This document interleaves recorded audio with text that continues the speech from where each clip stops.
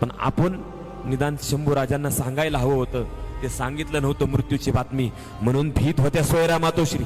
कोणत्या तोंडाने जावं शंभूराजांच्या पुढं, कारण शंभूराजे किती तापट होते सोयरा मातोश्रींना माहिती होतं. दादांनो, दासीने सांगितलं महालात नाहीये, तरी पण शंभूराजांना खात्री होती की महालातच आहे सोयरा मातोश्री. दरवाजा उघडला दादांनो, माझे शंभूराजे हात जोडून उभे होते सोयरा मातोश्री समोर. मातोश्री, आमचे काही चुकले का हो? तुमचे शंभूराजे कुठं चुकले का?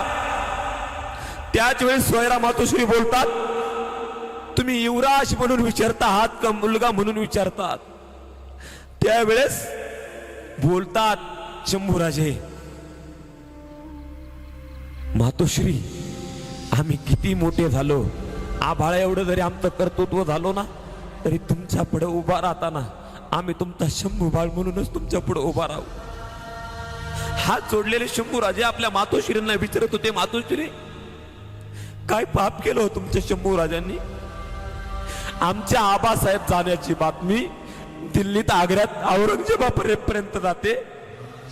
औरंगजेबाला आमच्या आबासाहेबांच्या जाण्याची बातमी कळते, आणि पन्हाळ्यावर असणाऱ्या त्यांच्या लेकरावरती, त्यांच्या शंभू बाळावरती बातमी जात नाही. काय पाप केलं हो मातोश्री? शंभूराजे विचारत होते, काय पाप केलं हो?